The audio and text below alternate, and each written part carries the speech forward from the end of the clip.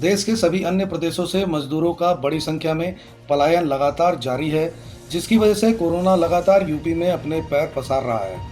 इसी को देखते हुए यूपी के मुख्यमंत्री ने स्वास्थ्य परीक्षण के बाद ही मजदूरों को समुचित व्यवस्था के तहत घर तक पहुंचाने की बात कही थी और थाना मगोर्रा की जाजम पट्टी पर यूपी पुलिस मजदूरों के स्वास्थ्य परीक्षण व क्वारंटाइन करने की प्रक्रिया पूरी करवाने के बाद ही मजदूरों को प्रवेश करा उनके गंतव्य तक छोड़ने का कार्य कर रहे थे।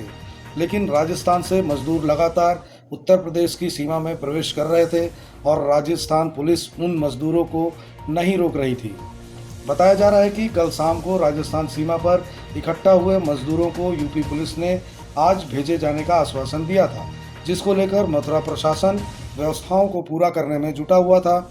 इसी बीच अचानक मजदूरों के सब्र का बांध टूट गया और राजस्थान पुलिस की लचर व्यवहार के चलते मजदूर आगे बढ़ने लगे और इसी बीच उनकी पुलिसकर्मियों से हाथापाई हो गई, जिसमें 2 दरोगाओं सहित कुछ पुलिसकर्मी घायल हो गए।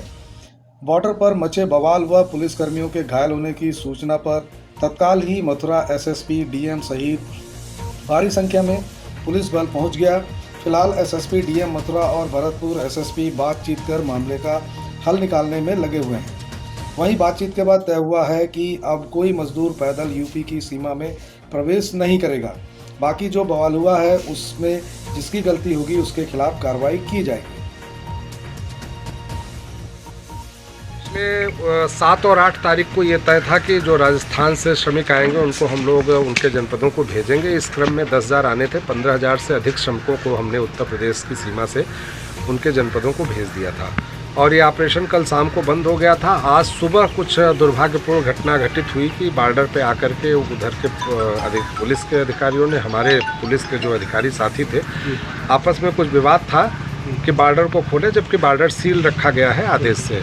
तो उसको हम लोगों ने बैठ के तय कर लिया है। उद्योगनगर के जो इंस्पेक्टर थे उनका कुछ रुख जो है थोड़ा आक्रामक या उस तरीके था, उसमें भरतपुर एसएसपी साहब ने अकॉर्डिंग टू रूल्स कार्रवाई कर रहे हैं।